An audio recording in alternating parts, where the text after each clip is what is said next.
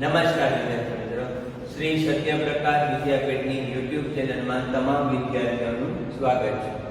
ધોરણ 11 વિષય હિસ્ટ્રી, જેની અંદર આજે આપણે નવું ચેપ્ટર શરૂ કરવા જઈ રહ્યા છીએ. ચેપ્ટર નંબર 3, વાણિજ્ય પત્રનો બાહ્ય દેખાવ.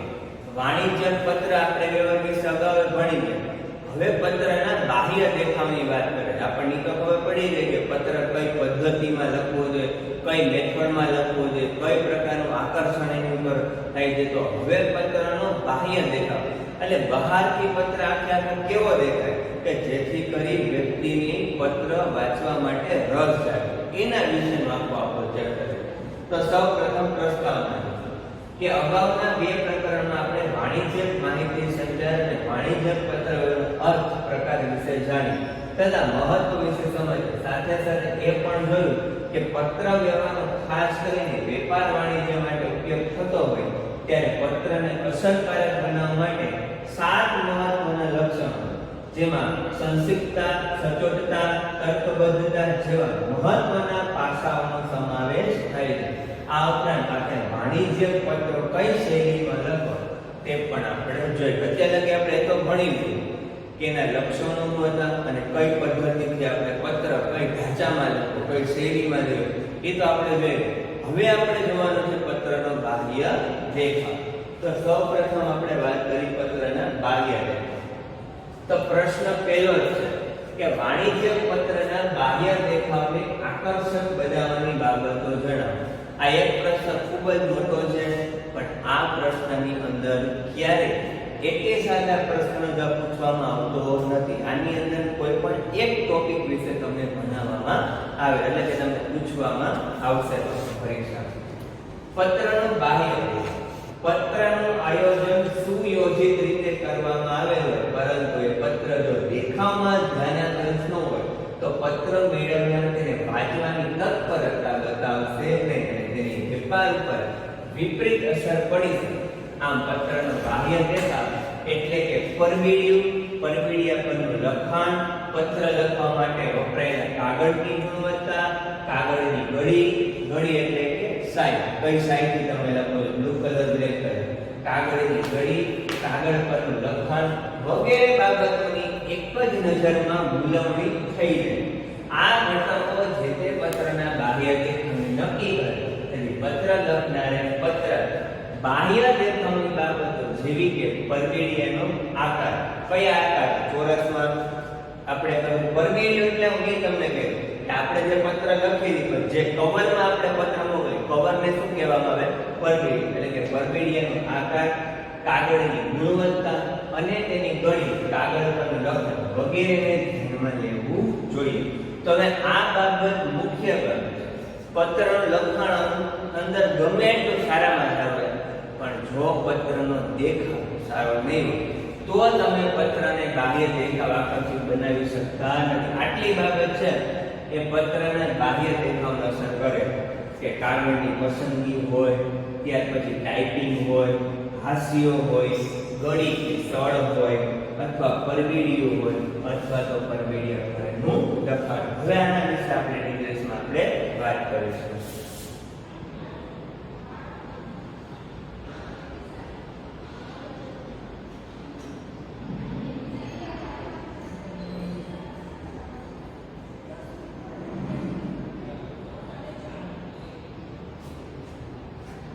તો સૌપ્રથમ પહેલા જોઈએ આપણે કાગળની પસંદગી. જે કાગળ પર પત્ર લખવામાં આવે એ કાગળના કદ, રંગ, ગુણવત્તા એ 3 મહત્વની બાબત. સૌપ્રથમ તો કાગળની ક્વોલિટી કેવી હોય છે. પહેલા તો પત્ર લખી પહેલા આપણે એ નક્કી કરવાનું, કારણ કે પત્ર લખવાનો શેમાં છે? આપણે કાગળ પર. એટલે કે કાગળ ઉપર પત્ર લખવામાં આવે છે, કાગળનું કદ, રંગ અને ગુણવત્તા 3 મહત્વની બાબત. સામાન્ય રીતે આ કાગળ પદમાં A4 આપતું હોય છે. જનરલી આપણે ગમે ત્યારે પત્ર લખતા હોય, કોઈ પણ ઝેરોક્સ વાળા દુકાને ઝેરોક્સ કરાવે ત્યારે માત્ર જે કાગળમાં ઝેરોક્સ આપે છે એને આપણે A4 સાઇઝ તરીકે ઓળખવામાં આવે છે. ક્યારેક આપણને પૂછાય કે સામાન્ય રીતે કાગળનું કદ કેવું હોય છે, તો A4 સાઇઝનું કદ છે રાખવામાં આવે. પ્રમાણસરનું માપ ધરાવતા આ કાગળમાં લખાણ વ્યવસ્થિત રીતે લખી આજકાલ સામાન્ય રીતે એ સિરીઝના જુદા જુદા માપના કાગળ આંતરરાષ્ટ્રીય સ્તરે વપરાય છે અને એ મુજબ વાણિજ્યક વિષય પત્ર કે કોમ્પ્યુટરથી થતા પ્રિન્ટિંગ માટે A4 માપનો ઉપયોગ થાય છે, જેનું નામ એટલે કે જેનું માપ છે 8.63 ગુણ્યા 11.7 હોય છે. આ પણ તમને માપ પૂછાઈ જાય, અવારનવાર પૂછાઈ ગયેલું છે કે A4 સાઈઝનું માપ તમે જણાવો. A4 સાઈઝનું માપ છે 8.3 ગુણ્યા 11.7 હોય છે. પત્ર માટે કાગળનો રંગ સામાન્ય રીતે કેવો હોય છે? વ્હાઇટ કલરનો હોય છે. ત્યારે આપણે એવું ન જોયું કે કાળા કલરની અંદર જે લખેલો પત્ર આપણને મળે. જનરલી કયા કલરનો હોય છે? આપણી ઘરે જેટલા બિલ આવે છે એ પછી લાઇટ બિલ હોય કે પછી મોબાઈલનું બિલ હોય એ હંમેશા કોઈ કલરફુલથી ન હોય. જનરલી કેવા કલરનો હોય છે? સફેદ કલરની અંદર જ આપણને પત્ર લખી જણાવવામાં આવે છે. ક્યારેક કેટલીક પેઢીઓ આછા રંગ એટલે કે આછા રંગ એટલે કેવા રંગ? જે લાઇટ બિલ આપણને કીધું કે ભાઈ દુધિયા કલર નો હોય છે. દુધિયા કલર એ કોઈ ઘાટો કલર નથી, તો કેવો કલર હોય છે? લાઇટ કલર હોય એટલે કે આછા કલરના હોય છે. કાગળનું પત્ર લેખન માટે ઉપયોગ આછા રંગો પૈકી આછો વાદળી, આછો પીળો કે આછા ગુલાબી રંગનો સમાવેશ પણ થઈ શકે.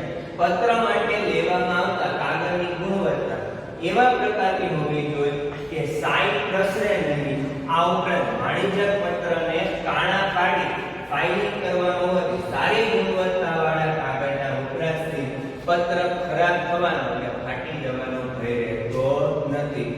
કાં તો માની લો કે પત્રનો કલર છે સફેદ કલરનો હોય પત્ર કાગળ, અથવા તો માની લો વાદળી કલર હોય અથવા તો આછા ગુલાબી. દરેક કલર કેવા હોય છે? ખૂબ જ આછા હોય છે, જેથી કરી લખાણ છે એની ઉપર સ્પષ્ટપણે આપણે જોઈ શકીએ. બીજી મહત્વની બાબત શું કીધું કે એની ઉપર સાઈ છે, લખાણ આપણે લખી સાઈ છે રેલાઈ જાતી ન હોય એવું કાગળ ન હોય. અને અતિ મહત્વની બાબત કે પત્ર લેખન ભવિષ્યમાં સાચવવા માટે ભવિષ્યનો દસ્તાવેજ છે. એટલે જ્યારે આપણે ફાઇલિંગ કરી ત્યારે ફાઇલિંગમાં બે સાઈડ એમાં કાણા પાડવા પડે. તો જો સારામાં સારી ક્વોલિટી વાળી વસ્તુ હોય તો આપણે વર્ષો લગી પત્રને સાચવી શકીએ. એટલે જે કંઈ પણ કાગળની પસંદગી કરો એ કાગળની પસંદગીમાં કલર, કદ અને એની ગુણવત્તા છે ખૂબ જ મહત્વની બાબત છે. ત્યાર પછી બીજી બાબત છે ટાઈપિંગ. વર્તમાન એટલે પ્રવર્તમાન સમયમાં સામાન્યપણે હસ્તલિખિત પત્રો દ્વારા વાણિજ્યક પત્ર વ્યવહાર થતો નથી. વર્તમાનમાં ક્યાંય આપણે એવું ન જોયું કે હાથે લખેલા પત્ર છે વેપારી મોકલે છે. કોમ્પ્યુટરાઇઝ જ અત્યારે વધારે પડતું કરવામાં આવે છે. વેપારના ઉદ્દેશ માટેના પત્રો કોમ્પ્યુટર ઉપર જ લખાય અને પ્રિન્ટર દ્વારા છપાય છે. હસ્તલિખિત પત્રનો ઉપયોગ અંગત પત્ર વ્યવહાર માટે મર્યાદિત રહ્યો. હસ્તલિખિત હાથે લખેલા પત્રનો ઉપયોગ કેવો રહ્યો છે? અંગત. પર્સનલી આપણે સગાવાલાને પત્ર લખતા હોય તો આપણે કે ટાઈપિંગ કરીને પત્ર ન મોકલતા, આપણે માત્ર ને માત્ર હસ્તલિખિત દ્વારા આપણે હાથે લખેલા પત્રો છે એ આપણે મોકલીએ છીએ. ટાઈપિંગ સુવાચ્ય હોવું જોઈએ. સુવાચ્ય એટલે કેવું કે ભાઈ સામેવાળાને ઉકલે સમજાય એવું હોવું જોઈએ. કોમ્પ્યુટર દ્વારા લખાતા પત્રોમાં પણ અક્ષરો અલગ અલગ પ્રકારના અને કદના હોય છે. વાણિજ્યક પત્ર માટે અમુક નિયત પ્રકારના અક્ષરોનો પ્રયોગ થાય છે, જેમાં સાદા મરોડવાળા અક્ષર રાખવાથી વાંચવામાં સરળતા રહે છે. એ પણ ટાઈપિંગમાં ખાસ યાદ રાખવાનું કે બોલ્ડ અક્ષર રાખવા, ઘાટા અક્ષર રાખવા, આછા અક્ષર રાખવા, કેવા રાખવા? તો જનરલી છે કે એની અંદર સાદા મરોડવાળા અક્ષર રાખવામાં આવે છે. ટાઈપિંગમાં રાખવામાં આવેલી કાળજી પત્રને અને લખાણને એક પ્રકારની ઉદારતા અને ભવ્યતા, આ ઉપરાંત બે લાઈન વચ્ચેની જગ્યા અનુકૂળતા પ્રમાણે છોડવામાં આવી હોય તો પત્રને આકર્ષક દેખાવ પૂરો પાડશે. સામાન્ય રીતે બે લાઈન વચ્ચેની જગ્યા એટલે કે લાઈન સ્પેસિંગ 1.0, 1.15 અને 1.5 પ્રકારની હોય છે. જ્યાં પણ તમે લખો પછી તમારે થોડી સ્પેસ રાખવાની છે લેખા પછી. એટલે કહેવામાં આવે છે કે ટાઈપિંગનું લખાણ અત્યારે વર્તમાન સમયમાં છે એ હસ્તલિખિત રહેલું નથી. માત્ર ને માત્ર કોમ્પ્યુટર પ્રિન્ટર દ્વારા જ છે એ ટાઈપિંગ કરવામાં આવે છે. માત્ર ને માત્ર તમે તમારા સગાવાલાને કે નજીકના વ્યક્તિઓને જો તમે પત્ર લખતા હો તો જ તમે જે હસ્તલિખિત કરો છો, બાકી તમે હસ્તલિખિત લખતા નથી.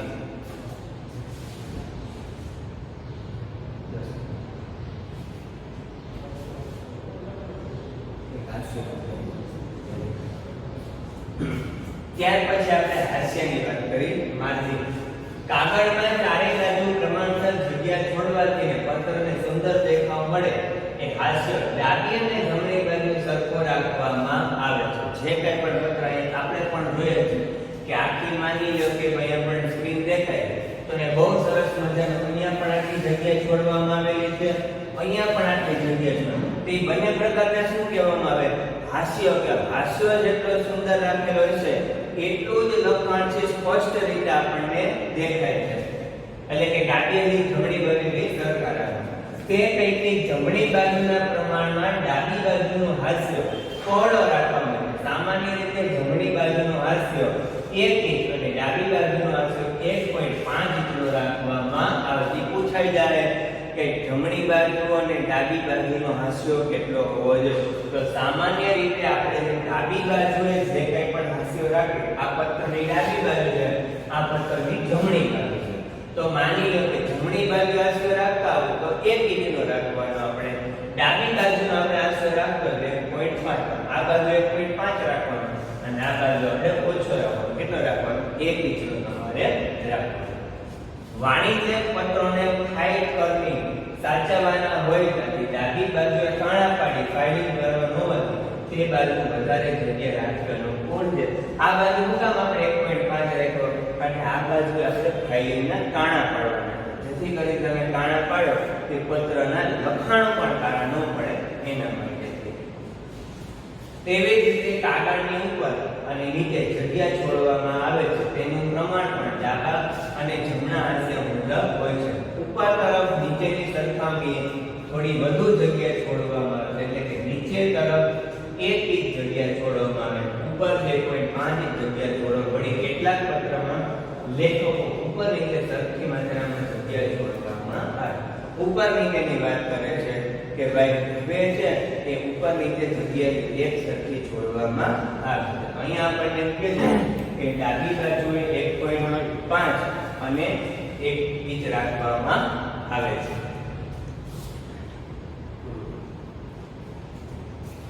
પછી છે ઘડી કે સર. વાણિજ્ય પત્રની કાગળ, ટાઈપિંગ, હાસ્ય વગેરે બાબતો વિશે કાળજી લેવામાં આવે ત્યારે એ કાગળનો ઘડી કરીને પરબીડિયામાં મૂકતી વખતે તેને કાળજી લેવી જરૂરી છે. એ માટે અનુરૂપ પરબીડિયું પસંદ કરવું જરૂરી. ધારો કે નાનું પરબીડિયું હોય અને કાગળની 3-4 વાર આડી ઊભી ઘડી કરીને પરબીડિયામાં સમાવવામાં આવે તો સમય તો જશે, પરંતુ આવો પત્ર મેળવનારના મનમાં પત્ર લખનાર વિશે સારી છાપ ઊભી કરતો નથી. પરબીડિયાની આપણને વાત કરે છે કે તમારે ઘડી કે શર્ટ પાડવાનું. હવે જનરલી માનીએ તો પત્ર હોય પેજનો હોય તો એ પેજની અંદર આપણે માની લો કે ઓછામાં ઓછી 3 તમારે ઘડી કે શર્ટ તમારે પાડવાની. હવે માની લો હું 4-5 ઘડી પાડી અને ફોલ્ડરમાં જવા દો તો ફોલ્ડરમાં સમય તો જાય, પણ સામેવાળા વ્યક્તિને જ્યારે પત્ર મળશે અને પત્ર ખોલશે તો માની લો કે જાજી બધીને ઘડી પાડી આટલું પેજ હોય અને આટલો પત્ર કરી ઘડી પાડી અંદર મોકલી દો તો વ્યક્તિ જ્યારે ખોલશે ત્યારે મારા જે છાપ ઊભી થાય, છાપ કેવી ઊભી થશે? ખૂબ જ ખરાબ છાપ આપણને ઊભી થશે. એનું એક એક્ઝામ્પલ તમને સમજાવી દઉં તો અહીંયા માની લો કે આપેલું છે કે ભાઈ સામાન્ય કાગળ છે, તો આની અંદર મને પત્ર છે, પણ આ પત્રને માની લો કે સામાન્ય રીતે 3 જ ઘડી પાડેલી છે, એક ઘડી અને બીજી ઘડી. તો આ જો કેટલું વ્યવસ્થિત છે આ પત્રમાં કવર. આને માની લો 4-5 ઘડી પાણી આટાવડ કરી પત્રમાં જવા દો તો વયું તો જાય, પણ જે વ્યક્તિ વાંચે એના મનમાં મારી પ્રત્યેની છાપ ખરાબ થાય. તો આ એકદમ સરળ 3 જ ઘડી પાડેલી છે તો કવરમાં સામાન્ય રીતે પણ અંદર જઈ શકે છે. ત્યાર પછી આથી કાગળની ઘડી કઈ રીતે કરવી એ માટેની સર્વસામાન્ય પ્રથા વિશે આપણે થોડું જાણીએ. કાગળ કે જેની પર પત્રનું લખાણ વધુ થયું છે તેને પરબીડિયામાં મૂકતા પહેલા સામાન્ય રીતે વધુમાં વધુ 3 ઘડી આપી શકાય. જેમાં ઉદાહરણમાં જો કેટલી ઘડી 3 ફોલ્ડ આપણે પાડ્યા વ્યક્તિઓ જેટલી જગ્યા આવરી રીતે ઊભી ઘડી આપવી જોઈએ. ત્યારબાદ પરબીડિયાના કદ પ્રમાણે આડી 2 ઘડી આપવી, તેથી કાગળને 3 અથવા તો 4 ભાગમાં વહેંચાય. આમ કરવાથી સામે પક્ષે પરબીડી ખોલીને પત્રની પાછળની સરળતાએ અને ફાઇલિંગ પણ સરળતાથી થઈ શકે. ટૂંકમાં કાગળ એકવાર સાઈઝનો હોય ત્યારે માત્ર ને માત્ર 3 ઘડી પાડી અને પત્રના પરબીડિયામાં વ્યવસ્થિત મૂકવામાં આવે તો સામેવાળો વ્યક્તિ જ્યારે પરબીડિયું એટલે કે કવર ખોલે તો એના મનમાં આપણા પ્રત્યેની જે છાપ છે, ઇમેજ છે, સારામાં સારી ઊભી થાય. તો આમ વિદ્યાર્થી મિત્રો, આજના લેક્ચર પૂરતું આપણું આટલું. નેક્સ્ટ લેક્ચરમાં આપણે ફરી પાછું આગળ ભણીશું. ત્યાં લગી જય હિન્દ, જય